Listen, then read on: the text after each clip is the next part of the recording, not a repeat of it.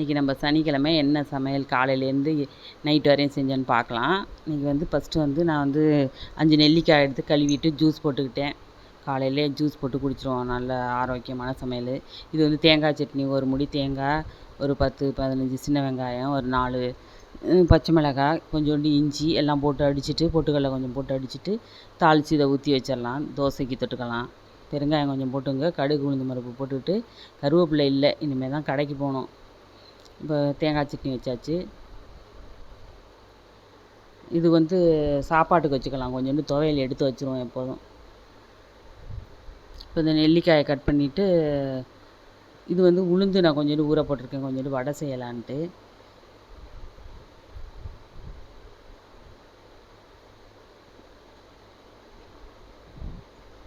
இப்போ அரைச்சிட்டு, இப்போ கொஞ்சம் சின்ன வெங்காயம் கொஞ்சோண்டு ஒரு 10, 15 சின்ன வெங்காயம் போட்டுக்கிட்டு, கொஞ்சோண்டு மிளகு சீரகத்தூள், மிளகு சீரகத்தை தூளாக போட்டால் தான் எடுத்து வீசாது. இது பச்சை மிளகா போட்டு அடிப்பேன் நான், இன்றைக்கி மறந்துட்டேன். அதனால் கட் பண்ணி போட்டுக்குவோம். மிளகு சீரகத்தூள் கொஞ்சோண்டு போட்டுங்க. சோம்புத்தூள் போட்டாலும் நல்லாயிருக்கும். நான் கொஞ்சம் போடுவேன் சோம்புத்தூள் உளுந்த வடைக்கு, நல்லாயிருக்கும். கொஞ்சமாக போட்டுக்கலாம். போட்டுக்கிட்டு பெருங்காயம் கொஞ்சம் போட்டுக்கிட்டு,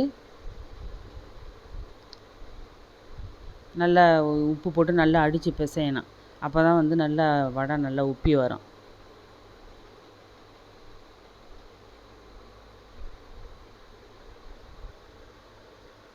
உளுந்தெல்லாம் நம்மளுக்கு ரொம்ப நல்லது. நான் அப்பப்போ எப்போயாச்சும் செய்வேன். கொஞ்சம் கொஞ்சம் உப்பு போட்டு நல்லா அடித்து பிசையணும். உங்களுக்கெல்லாம் அது ஞாபகம் இருக்கா இல்லையான்னு தெரில. ஏன்னா எங்களுக்கெல்லாம் உளுந்தை நல்லா ஏஜ் அட்டன் பண்ணப்போ அடிச்சுட்டு அதை களியாக கிண்டி கொடுப்பாங்க. காலையிலையும் சாயந்தரமும் அதை களியாக கிண்டிட்டு, அப்படியே ஒரு தட்டில் எடுத்து வச்சு, நடுவில் ஒரு வெல்லத்தை எடுத்து வச்சு, அதில் கொஞ்சோண்டு நல்லெண்ணெய் ஊற்றி கொடுத்துருவாங்க. நாங்கள் எடுத்து அதில் தொட்டு தொட்டு அது அந்த சூட்டுக்கு அதுக்கும் அது மெல்ட் ஆகி, அப்படியே அந்த நல்லெண்ணெய் அந்த வெல்லம் எல்லாம் மெல்ட் ஆகிருக்கும். அதில் தொட்டு தொட்டு சாப்பிடுவோம் நாங்கள். அது கொடுப்பாங்க. ரொம்ப நல்லது. இந்த எலும்பு வளர்ச்சிக்கெல்லாம் ரொம்ப நல்லது அது உளுந்து.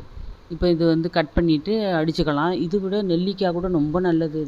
இது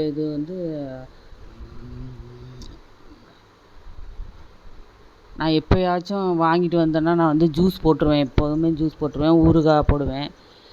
அதை விட ஜூஸ் தான் ரொம்ப நல்லது. ஊறுகாயை விட ஜூஸ் தான் ரொம்ப நல்லது. காலையில் வெறும் வயிற்றில் குடித்தோம்னா ரொம்ப நல்லது. அல்சருக்கெல்லாம் ரொம்ப நல்லதான் அது. இப்போ தோசை ஊற்றிக்கலாம். எனக்கு கருவேப்பிலை இல்லாமல் எனக்கு சமைக்கவே பிடிக்காது. கருவேப்பிலையே இல்லை. இப்போ நான் அதுக்காண்டியே கடைக்கு போகணும். இப்போ எங்கள் வீட்டிலெல்லாம், எங்கள் அம்மா வீட்டில் கிடையாது, என்னை கல்யாணம் பண்ண வீட்டிலெல்லாம் சும்மா செடி மாதிரியே இருக்கும் கருவேப்பிலை. எங்கே பார்த்தாலும் முளைச்சிருக்கும் மரமாக. நான் போனேன்னா காட்டுறேன் நான். அதனால் ஒரு ஜாலியாக இருக்கும். சமைக்கையில் கருவேப்பிலை போயிட்டு பறிச்சுட்டு வரும். இப்போ தோசை ரெடி ஆயிடுச்சு. இப்போ நெல்லிக்காய் ஜூஸ் இங்கே ரெடி ஆயிடுச்சு. இல்லை அடிச்சுட்டு இந்த சக்கையை புழிஞ்சிடணும். இப்போ தோசை, தேங்காய் சட்னி. இது நான் லஞ்சுக்கு வச்சுருக்கேன். இந்த துவையல். இது வடை எடுத்து வாங்க சாப்பிட்லாம்.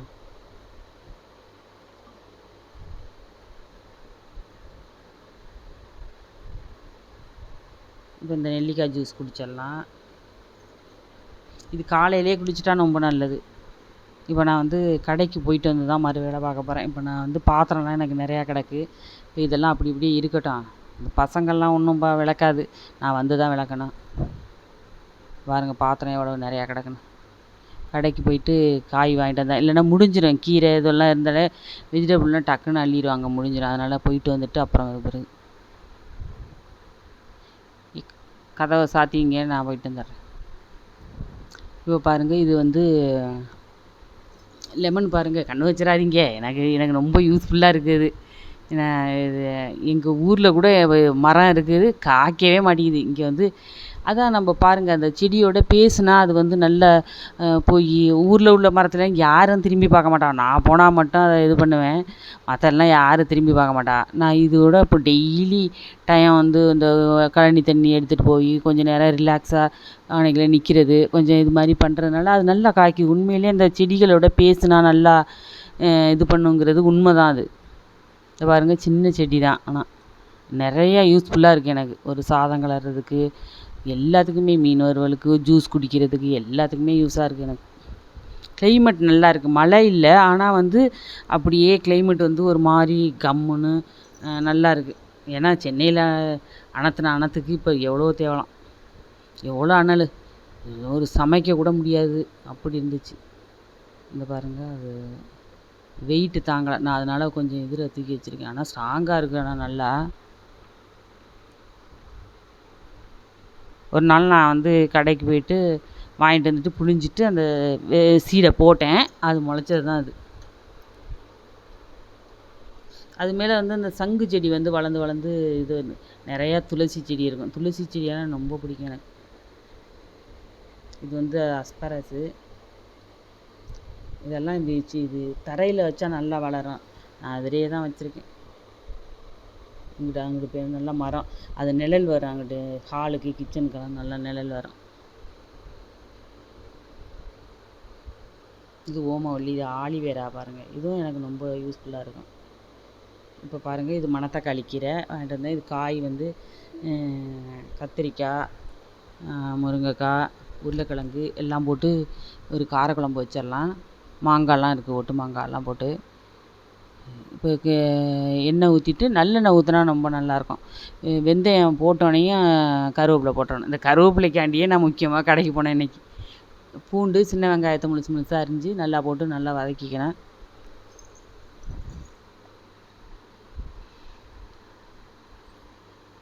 நல்லா வதக்கிட்டு, இது அந்த சைடு வந்து நம்ம வந்து கீரையை பொரியல் பண்ணிடலாம்.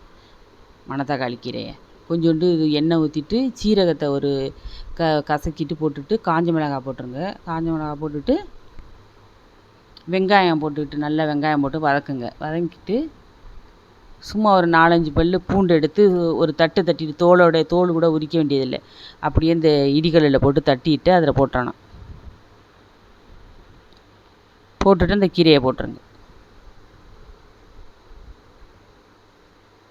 இன்னும் கொஞ்சம் கூட பூண்டு போட்டிருக்கலாம், நல்லாயிருக்கும்.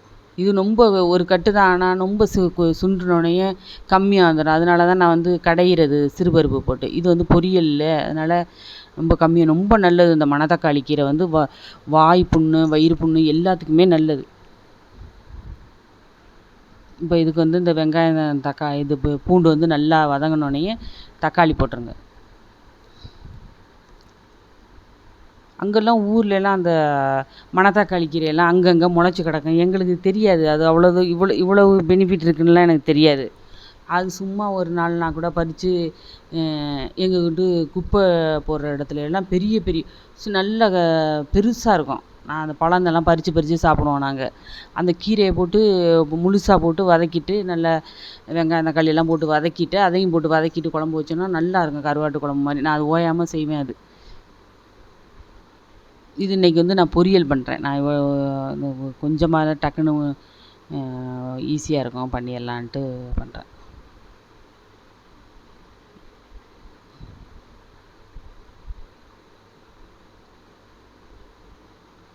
இந்த பூண்டு பத்தாது, இதில் நான் ஒரு 3 பல் தட்டி போடுறேன். நல்லாயிருக்கும் அந்த பூண்டெல்லாம் போட்டோன்னா. இதில் ஒன்றுமே போட மாட்டான்ல, காஞ்ச மிளகாய், சீரகம், வெங்காயம், பூண்டு அவ்வளோதான் போடுவோம். கடைசியில் தேங்காய் பூ போட்டு இறக்க வேண்டியதான். இப்போ இந்த காயெல்லாம் போட்டு, மாங்காயை தவிர மற்ற காயை போட்டு, உருளைக்கிழங்கு, கத்திரிக்காய், முருங்கைக்காய் எல்லாத்தையும் போட்டு நல்லா வதக்கிங்க.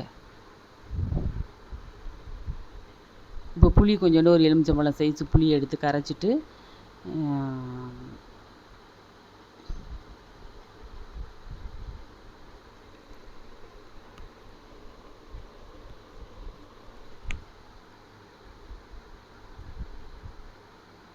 இப்போ இது நல்லா வதக்கிங்க. இதில் நான் தண்ணி தெளிக்கலை, இது நல்ல பிஞ்சு கீரையாக இருந்துச்சு.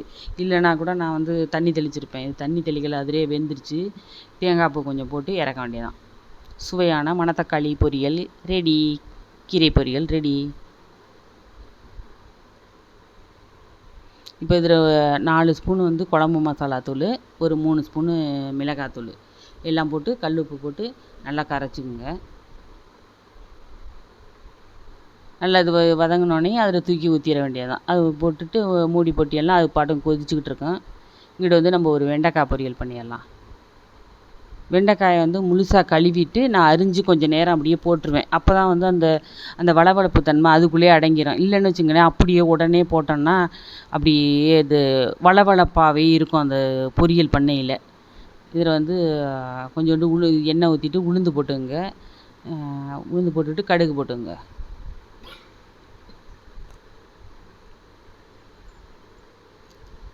கடுகு பொரிஞ்சோடனே வெங்காயத்தை போட்டு நல்லா வதக்குங்க. நம்ம காலையிலே போயிட்டோன்னா நல்லா ஃப்ரெஷ்ஷாக கிடைக்கும் இதெல்லாம் வெஜிடபிள்ஸ் எல்லாம். இப்போ பச்சை மிளகாவை நான் கட் பண்ணி போட்டிருக்கேன். ஒரு 3 பச்சை மிளகாய் போட்டிருக்கேன். இப்போ பாருங்கள், இது வந்து அப்படியே வச்சுட்டோன்னா கொஞ்சம் நேரம் அந்த வளவளப்பு தன்மை அடங்கிடும். அதில் வந்து பண்ணையில் பொரியல் பண்ணையில் ஒன்றோட ஒன்று தண்டாமல் வளவளன்னு இல்லாமல் நல்லாயிருக்கும்.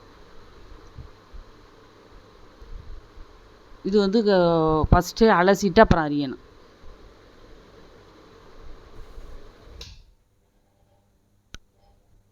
இப்போ நல்லா மாங்காய் போட்டுக்கணுங்க. போட்டுக்கிட்டு இறக்க போகையில் தான் மாங்காய் போடணும். ஒரு 2-3 கொதிக்கட்டும். நான் பெரிய பீஸாக போட்டேன் மாங்காய், அதை நல்லா கொதிக்கட்டும். இப்போ வந்து வெண்டைக்காய்க்கு கொஞ்சோண்டு மஞ்சத்தூளும்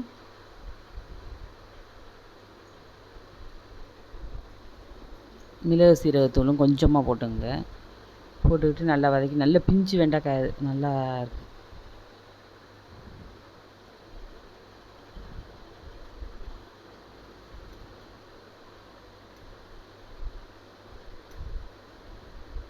குழம்பு ரெடி ஆயிடுச்சு. இப்போ நான் சிம்மில் போட்டிருக்கேன் ஒரு 10 நிமிஷம். இப்போ உப்பு போட்டுங்க. உப்பு போட்டு நல்லா வதக்கிக்கோங்க. இறக்க போகையில் தேங்காய் பூ போட்டு இறக்கிற வேண்டியதான். அவ்வளோதான், சுவையான வெண்டைக்காய் பொரியல் ரெடி.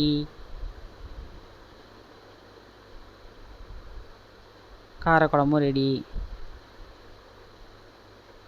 சாதம், மணத்தக்காளி கீரை, வெண்டைக்காய் பொரியல், தயிர், அது வந்து துவையல், தேங்காய் துவையல், காரக்குழம்பு.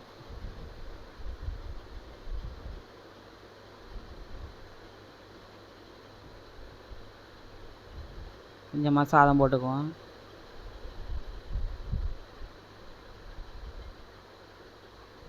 இது மாங்காய், முருங்கைக்காய், கத்திரிக்காய், உருளைக்கிழங்கு போட்டோன்னா இந்த காரக்குழம்பு ரொம்ப சூப்பராக இருக்கும்.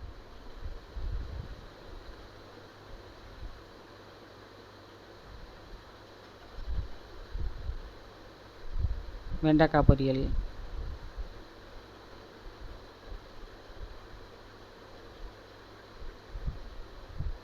மணத்தக்காளி கீரை பொரியல்,